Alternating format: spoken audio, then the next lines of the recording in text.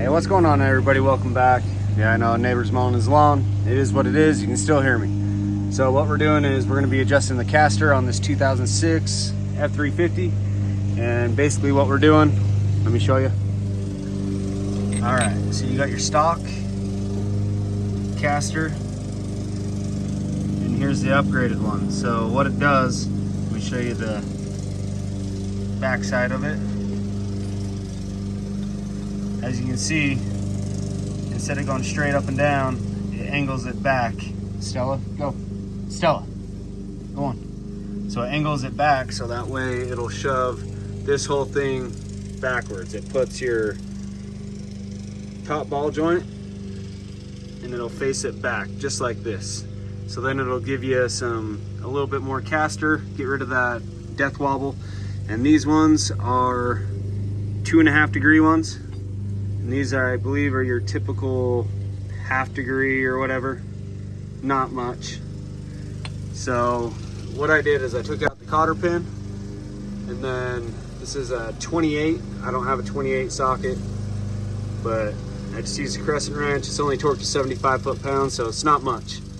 I moved it to the top of the stud, and then what we're gonna do is hammer down on this, and this shim will actually start to rise. So what I'll do is I'm gonna hammer on this, get it risen up a little bit, and I'll show you.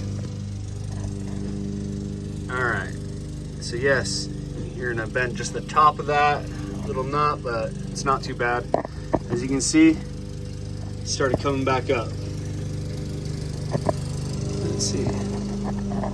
No, that's not a crack, that's just grease. All right, so you can see that shim starting to come up, and then what you're gonna do is grab a pry bar, put it right here, and just pry it up. So I'm gonna do that real quick. All right, so now you can see, get the pry bar in there. See how it's lifting up? There we go. So now what I'm gonna do is take off this top nut, and yes, you're gonna have to get your flathead, stick it in the very top, keep the shaft from spinning, because it will spin, and then just take off that nut.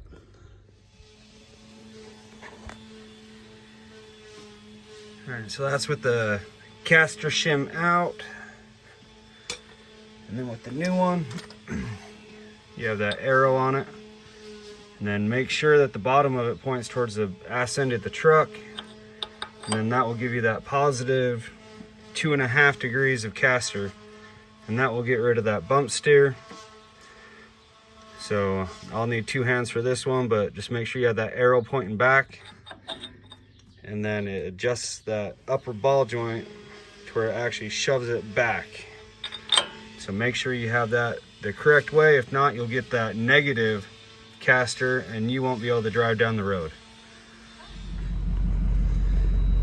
All right, guys, so I got the positive caster shims in, and it's the 2.5 degrees. And I can tell you right now, it's a lot easier on my steering. I mean, some will say, oh, it's 2.5 degrees, it's not gonna make a whole lot of difference, but it does. So, and if you guys don't understand that, when you're turning, you should be turning with the road. Mine was a little bit negative, so it was going into the road, if that makes sense. So I was literally, like, picture it almost trying to lift the truck up to turn, but with the death wobble, it's the same thing. If you're coming down, you're making a corner on the freeway, you hit a bump and it's catching the edges and just death wobble. But it's a little bit easier on the steering. Yeah, I need to replace my steering box, so it's somewhat hard to turn with these 20x12s anyways. But it's a lot easier. So I'm not getting that whining and having to hit the brake and throttle at the same time to be able to turn. So it does make it easier at 2.5 degrees. It makes a world of difference. I haven't hit the freeway yet. I'll hit that later today. But just telling you right now, it does help. So make sure you do it. It's pretty cheap. They were only 50 bucks off Amazon. And I believe you don't need to do an alignment with these because all you're doing is just moving the caster. You're not messing with the toe. your toe's already set from the previous alignment that you've done, but if you feel like you need an alignment, do it afterwards. But yeah, take care of it. It's only like 45-minute job and it's pretty easy. All right, thank you guys.